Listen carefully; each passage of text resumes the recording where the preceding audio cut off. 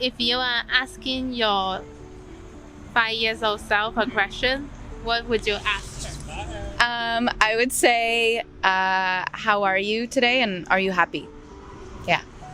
I would ask my 5-year-old self, like, what do you want? I feel like when you're a kid, a lot of people just like assume that you need certain things or that you want certain things, and you don't really get asked your opinion too much. So I would ask them, if they sort of knew where they come from and what their identity was, because I grew up in a country that wasn't, where my ancestors grew up.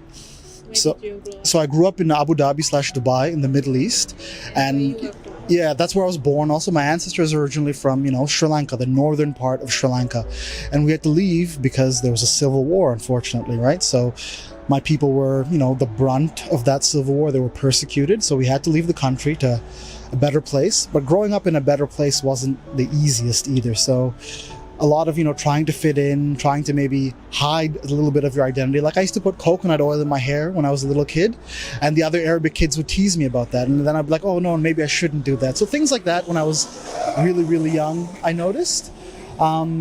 The other question I would ask myself is, am I being a good older brother to my sister? And that's really sort of about it at the moment. That's all I can think of. I would ask myself, how do you keep your imagination? And then that's it. How do you keep your imagination now? Yeah, now how do I keep it? I really haven't had the best hold on it. I daydream a lot, but I feel like when I was a kid, I was a lot better. And so I want to go back and be like, how did you keep that going? Yeah. I would ask where I think my ideas are going to come from and perceive them. That makes sense? Yeah. Why would you ask that? Because when I was 5, I was full of ideas and I had zero execution or grace. And I think I've gotten better at the latter and worse at the former. And I think that's a really valuable resource that I used to be able to tap into a lot better. So I would ask her first, how is your relationship with your mom and dad? Because I don't remember, like, who do you like better? Because 5-year-olds, they are very honest. Do you like your mom better or your dad better?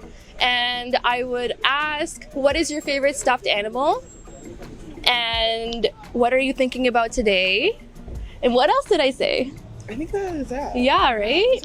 Oh, your best friends in school. Like, what are their names? Because if she can tell me, then I will go search right now. Like, I want to go find them in India. Yeah. What do you want to ask her? I think I would ask her, do you actually like your school? Are you being forced to go there?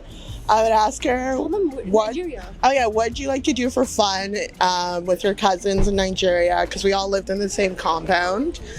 I would ask her, would you like to travel more around Nigeria with your parents? Because my parents used to travel a lot, but then they would leave me at home with my aunts.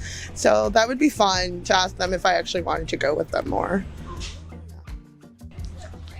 So if you can ask your 5-year-old self a question, what would you ask him? Do you know that you will have a happy life?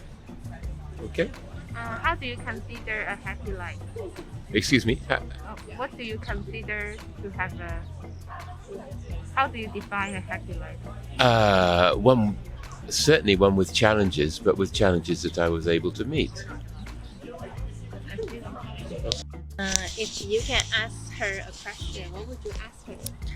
Okay, well, I live every day as the way my little child wants. Okay, every decision that I take every day, I live like I don't know how do you express. When I have a decision, I just ask her. I take a little meditation and ask me and my little child what she wants, and she say, "Okay, I want the decision who makes me more happy," and that's the decision that I take, and I live so nice. My life for me is like a video game, and God is the creator of the game, but I am the maker of the decision, the game, and every day is like a level. And if you start taking conscience about your day and how do you feel about the life you are gonna live. You start thinking what is the thing you like, and this is the first step.